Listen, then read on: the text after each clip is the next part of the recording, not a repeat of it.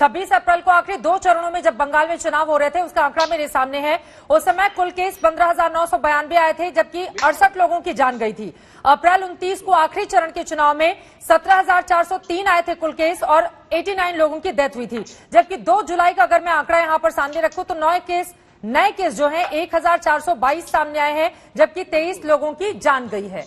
तो अगर इस तरह की स्थिति है तो फिर ऐसा माहौल बीजेपी के नेताओं की ओर से क्यों बनाया जा रहा है कि अब उत्तराखंड के बाद बंगाल का नंबर है? प्रेम शुक्ला जी, देखिए, इसमें निर्वाचन आयोग को निर्णय लेना है, भारतीय जनता पार्टी के नेताओं को निर्णय नहीं लेना है। निर्णय निर्वाचन आयोग को लेना और निर्वाचन आयोग परिस्थितियों के अनुसार अनुकूल निर्णय लेगा। निर्वाचन आयोग पर लगातार आशंका प्रकट करने का कारण क्या है? निर्वाचन आयोग पर आशंका कांग्रेस प्रकट करती है, निर्वाचन आयोग पर आशंका टीएमसी प्रकट करती है। हम तो निर्वाचन आयोग पर आशंका नहीं प्रकट करते हैं, हम संवैधानिक संस्थाओं का सम्मान करते हैं, उनको निर्णय लेने दीजिए। मोनूजीत मंडल, ये तो सच्चाई है कि निर्वाचन आयोग पर सबसे ज्यादा शंका आप लोगों ने ही व्यक्त की। मुकेश जी, फौरन आ रही हूं उसके बाद आपके पास। देखिए, जब ममता दी को एक दिन के लिए बैन किया गया था, क्या कारण थी?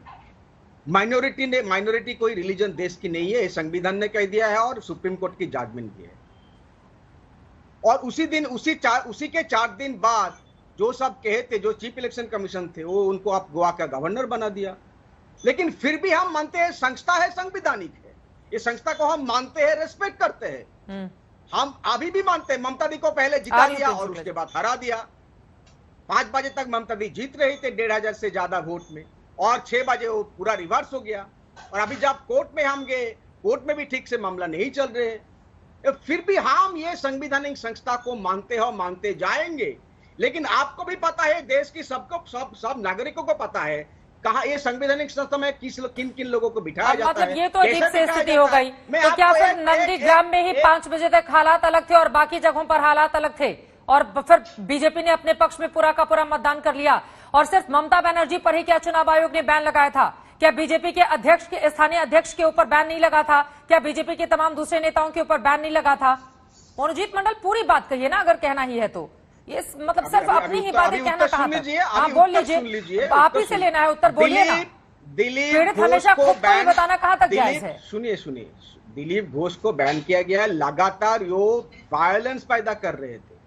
वो जो बात कर रहे थे, ममता दी ने से बोला थे माइनॉरिटी लोग एक हो जाओ, तो माइनॉरिटी का मुसलमान होते हैं? कौन सी जगह में लिखा है माइनॉरिटी से मुसलमान होती है? माइनॉरिटी किसी धार्मिक आधार नहीं है। ये अगर संवैधानिक संस्था को नहीं पता है तो हम क्या करें? और आपको पूछना चाहिए, एक चीफ मिनिस्टर को बैन कर देते हो, इलेक्टेड चीफ मिनिस्टर से, one of the popular leaders in the country. आप सिख से पूछोगे नहीं कि माइनॉरिटी कोई रिलीजन नहीं है, हिंदूज भी माइनॉरिटी हो सकते हैं?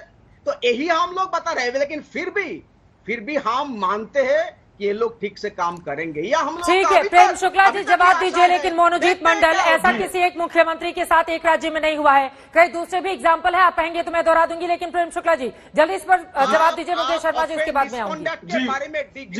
जी, अब ये चुप हो जाए तो मैं शुरू करूं। मिसकंडक्ट नहीं किया था, चुप हो गए, बोलिए। चुप हो जाए।